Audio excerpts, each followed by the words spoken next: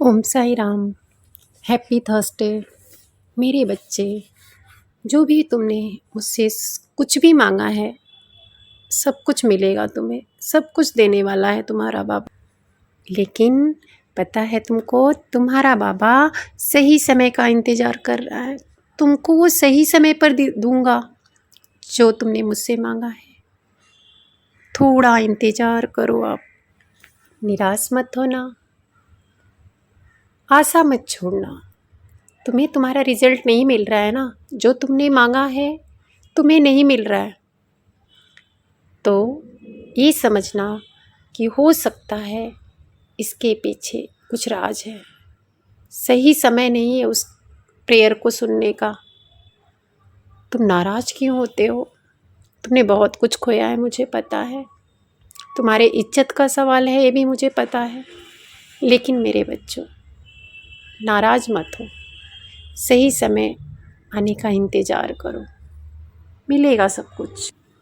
मेरे बच्चों, छोटी छोटी चीज़ें ढूंढना बंद कर दो। छोटी छोटी आशा रखना बंद कर दो। मैंने पहले से ही प्लान करके रखा है। छोटी चीज़ नहीं दूंगा मैं तुमको। तुम्हें सिंहासन का ऊंचा तख्त दूंगा। बहुत बड़ी चीज़ें मिलने वाली है तुम्हारी लाइफ में। बहुत सारी खुशियाँ लाना है मुझे। आज तुम्हारा बाबा तुमको ये आशीर्वाद देता है कि तुम्हारी सारी फाइनेंशियल कंडीशन जो है सुधरने वाली है, सुधर जाएगी। तुम्हें दिव्य ज्ञान मिलेगा। तुम लोगों को हील कर पाओगे। लोग तुमसे मिलकर सुकून का अनुभव करेंगे। चिंता मत करना, तुम्हारा बाबा तुम्हारे पीछे खड़ा है, तुम्हारा सपोर्ट करने के लिए खड़ा है। तुम जहाँ भी जाओगे तुम्हें प्यार ही प्यार मिलेगा। सब तुम्हें प्यार करेंगे। तुम्हारे जीवन में जितनी भी परेशानियां हैं, सभी परेशानियों में मैं तुम्हारे साथ हूँ। तुम्हारे लाइफ में जितनी परीक्षा मैं ले रहा हूँ, तुम्हारे साथ खड़ा हूँ। तुम्हें हारने नहीं दूंगा मेरे बच्चों। मुझ पर भरोसा रखो।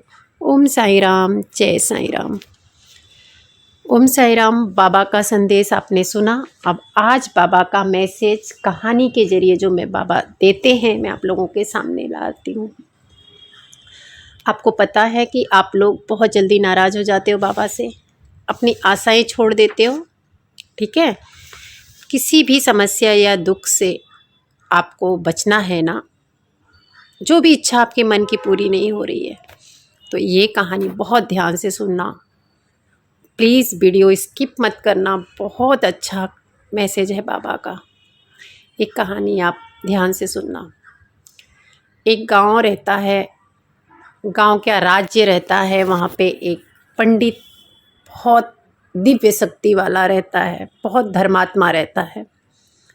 उसे सब बहुत प्यार करते हैं। उसकी पत्नी भी सभी गुणों की मालिक रहती है।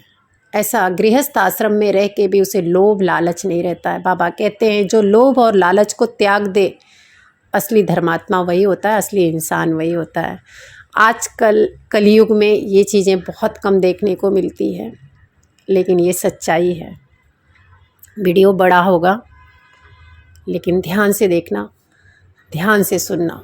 देखने जैसे तो कुछ नहीं है, सुनने जैसे है और विचार करने जैसे है। अपने लाइफ में उसको फॉलो करना। ये कहानी सुनने के बाद बहुत सारी चीज़ें, बहुत सारी उलझनें आपकी सॉल्व हो जाएगी।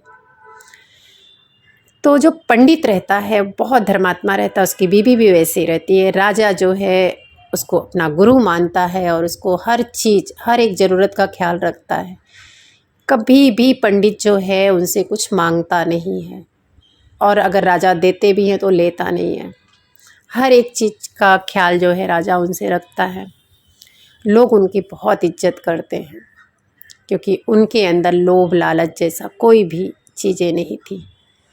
एक बार क्या होता है, राजा जो है ज़बरदस्ती गुरु दक्षिणा दे के उनको थोड़े से धन दिया था, सोने चांदी, और पंडित जी लेके जा रहे थे जंगल में। डाकू मिल गए। 4 डाकू थे।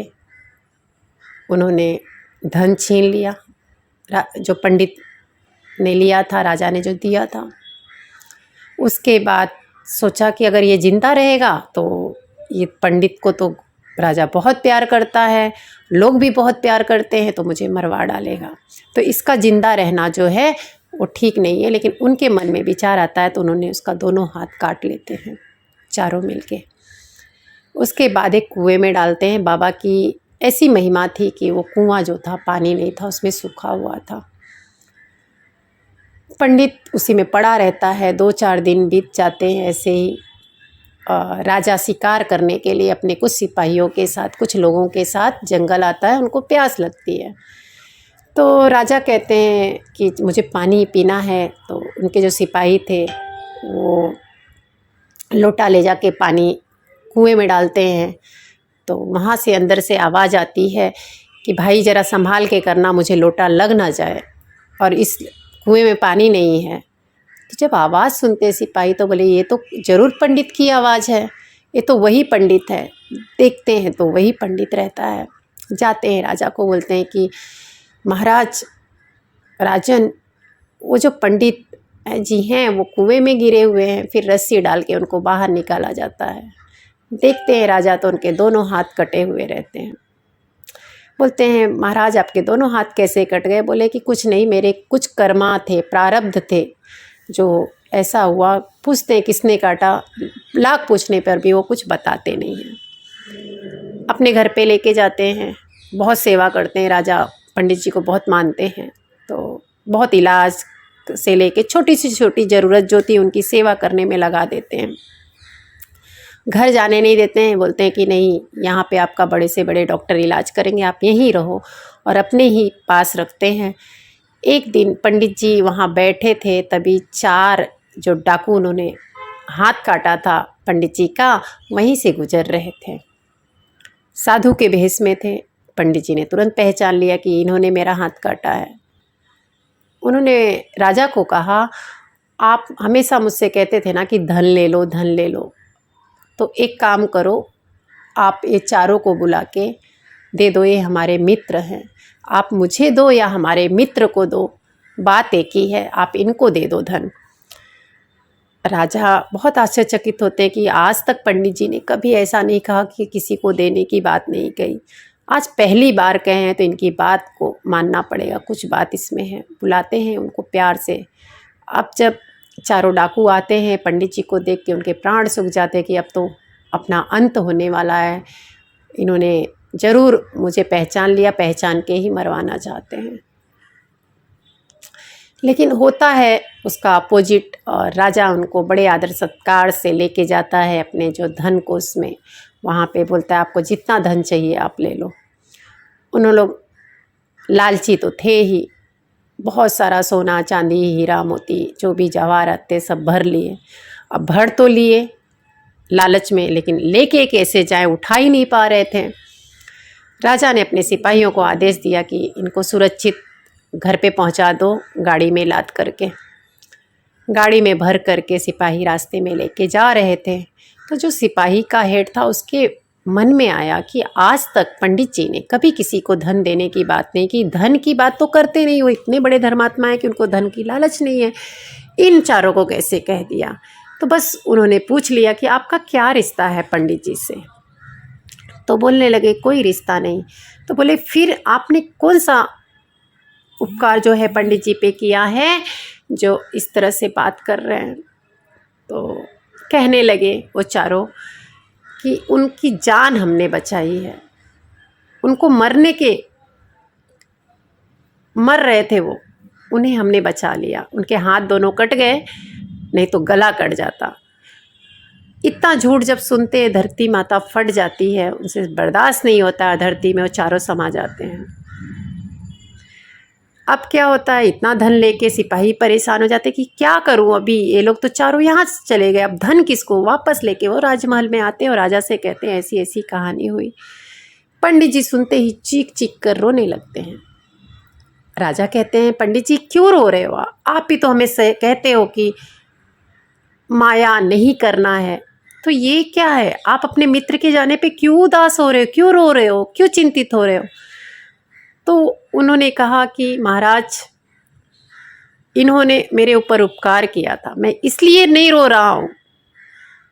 कि ये चले गए, मैं इसलिए रो रहा हूँ कि मेरी वजह से चारों की जान चले गई। जिन्होंने मेरा उपकार किया था, इन्होंने मेरे दोनों हाथ काटे थे, जिन हाथों से मैंने धन लिया था आपसे, वो हाथ मेरा काट के मेरा पाप खत्म किया था।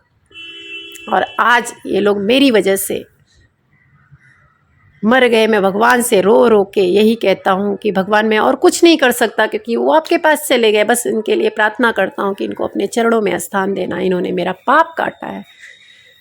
अब राजा आश्चर्यचकित हो जाते हैं, बोलते हैं कि आपने मुझे पहले क्यों नहीं बताया कि ये लोग आपके हाथ काटे हैं।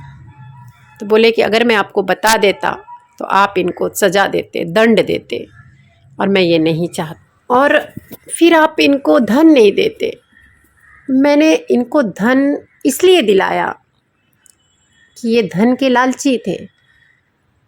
मैं तो सदोषी था, मेरा तो दोस्त था, लेकिन ये कहीं किसी और निर्दोष का हाथ काट ना लेते या उनके सर नहीं काट देते, इसके लिए मैंने इनका पेट भरना चाहा। इसलिए मैंने आपसे इनको धन देने का आग्रह किया। राजा कहने लगे, पंडित जी आप बहुत महान हैं। अगर आप सोचते हैं कि आपके पाप की वजह से आपके हाथ कटे हैं, तो भगवान आपका हाथ वापस नहीं करते। जैसे ही पंडित जी रो रहे थे और आंसू पोंछने के लिए, तो उनके हाथ दोनों वापस आ गए। तो ऐसा नहीं होता पंडित जी, आप अपने आप को दोष मत दीजिए। तो पंडित जी कहने लगे कि नहीं, ऐसा नहीं है, मैं सदोष था, मैंने दुख दिया, पर किसी निर्दोष को तकलीफ ना हो। तो ये कहानी जो है बहुत अच्छी है। उन्होंने कहा मैं तो उनकी सहायता करना चाहता था, क्योंकि उन्होंने मेरे पापों का नाश किया। आपको पता है हमें उपदेश दो तरह से मिलते हैं, एक जबान से और एक क्रियात्मक। तो उन लोगों ने मुझे क्रियात्मक उपदेश दिया था। भगवान के रहते कभी किसी को तकलीफ नहीं हो सकती। अगर हमारे जीवन में तकलीफ आती है तो जरूर किसी न किसी कर्मों की वजह से आती है। तो हमारे कर्म ऐसे थे, खराब थे, जो उन्होंने मुझे अभी सज़ा दे दिया, मेरे कर्मों की सज़ा दे दिया। भगवान के यहाँ मैं आराम से जा सकता हूँ। मेरे पापों का ख़त्म करके उसको शुद्ध कर दिया, मुझे मेरे दिल को शुद्ध कर दिया। तो बाबा कहते हैं कि अगर आपकी लाइफ में तकलीफ़ आती है तो इसके पीछे आपके कर्म होते हैं, प्रारब्ध होते हैं। यानी बाबा आपको शुद्ध कर रहे हैं, आपको पूरा प्योर बना रहे हैं, डिवाइन बना रहे हैं। आप टेंशन मत लो। अगर आपको कोई हर्ट करता है तो ये भी कर्मा है, उसको तकलीफ मत दो, वो आपके, बल्कि उसको दुआ दो, क्योंकि वह इंसान आपके लाइफ में जरिया बन के आया है और पाप का भागी बन रहा है आपको तकलीफ दे के। तो उसके साथ, वो आपके साथ उपकार कर रहा है।